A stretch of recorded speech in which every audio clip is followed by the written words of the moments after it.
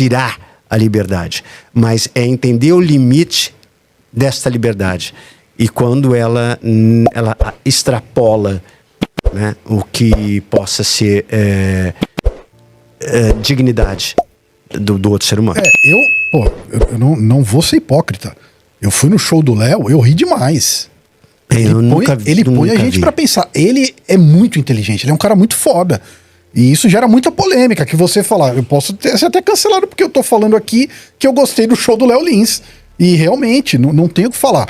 E eu vejo muita gente aí criticando, falando, caramba, mas ninguém foi lá ver o show dele. Então tem coisas que estão tirando de contexto pra atacar, como todos fazem, né? Por isso que a gente sabe disso. Nem me coloquei, nem me coloco, porque eu não vi. É difícil você se colocar numa parada dessa. E mesmo quem conhece. Hoje mesmo, o Marcos Mion, né? Ele defendeu, só que aí começaram a atacar tanto o Marcos Mion que ele defendeu, que ele apagou o post dele defendendo. Então...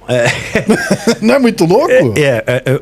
O que eu acho que uma discussão que é válida é o que isso está causando, por exemplo, na discussão das regulamentações das leis.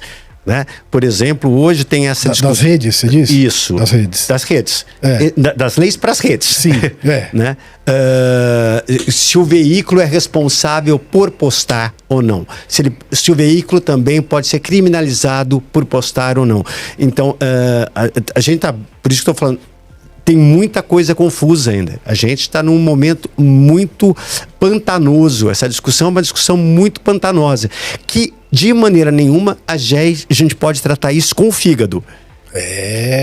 A gente não pode tratar essa questão com o fígado. Não é opinião... Não é opinião particular que deve ser levada em conta. É o entendimento de um contexto e de uma situação e de coisas que estão acontecendo na sociedade. Né? Então a gente não pode levar isso figadalmente. Exatamente isso. Porque eu nem sei quem é aqui, mas a menina falou assim: começou falando merda, liberdade de expressão é irrestrita. Então você já vê que as pessoas elas não estão dispostas a sentar numa mesa e falar assim: vamos conversar? Você acha isso? Mas eu acho que tem um pontinho ali. Não, é merda, você tá falando merda. Gente, entendeu?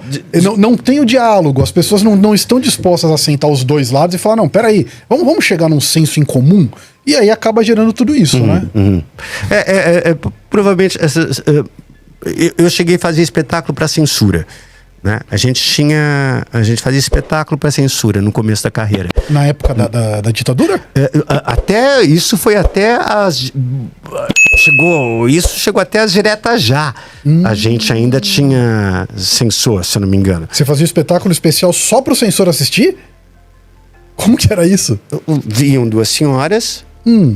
E você fazia o espetáculo para ver se elas autorizavam ou não. Né? Muitas vezes você não fazia o espetáculo de verdade. Né? Você inventava... Cortava as partezinhas. Cortava as partezinhas. Então, a gente passou por vários momentos, né? Onde a censura foi... tacanha. Teve a mão pesada. Né? Se você vê, tem um depoimento da Marília Pera, que foi minha amiga, falando do Roda Viva, né? Que os censores entraram no teatro e tiraram os atores na porrada e bateram na camareira dela, que estava grávida, né? Isso em plena ditadura, a gente está falando dos militares, batia a cabeça da camareira na parede da menina que estava grávida, né? Onde eles foram obrigados a sair para a rua pelados num corredor polonês, né? Isso é um modo brutal de censura, né? A gente está tentando determinar os limites de censura ou de liberdade de expressão, ao invés de falar de censura, de liberdade de expressão dentro do modo civilizatório. Né? Dentro de uma discussão civilizatória, a gente tem que pensar com a cabeça, não com o fígado, né? Então a gente tem que entender isso. Essa infelicidade que aconteceu, que está acontecendo com esse artista, com o Léo, serve de parâmetro e de bandeira né? Para a gente entender aonde vai ser isso. Tem muita gente surfando nessa onda. Né? Eu sou completamente contra o que estão fazendo com ele, não tenho o que falar. E para as pessoas surfarem nas ondas das direitas ou das esquerdas, dos sims ou dos nãos, né?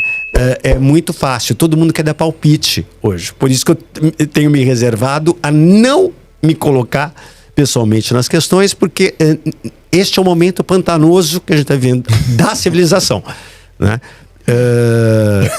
Então não dá muito para a gente ficar emitindo opinião com embasamento só no que eu acho que é correto.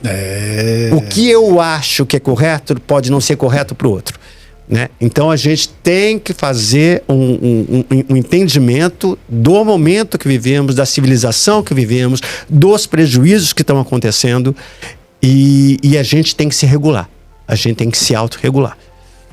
Chegar num denominador comum que é o mais difícil ali, né? Que é muito, muito difícil. Mas eu acho que a arte, aos pouquinhos, a gente vai se acertar aí. Onde a arte é que mais apanha. Ninguém... Quando a gente é achincalhado, ninguém se importa com a liberdade de expressão, né? Quando a gente é achincalhado, considerado vagabundo, considerado explorador, considerado usurpador de dinheiro público, equivocadamente, né? Por mau entendimento dos princípios básicos de lei que favorecem a produção cultural isso não tem limite, né? A pessoa pode se dar o direito de falar o que quiser, né? Então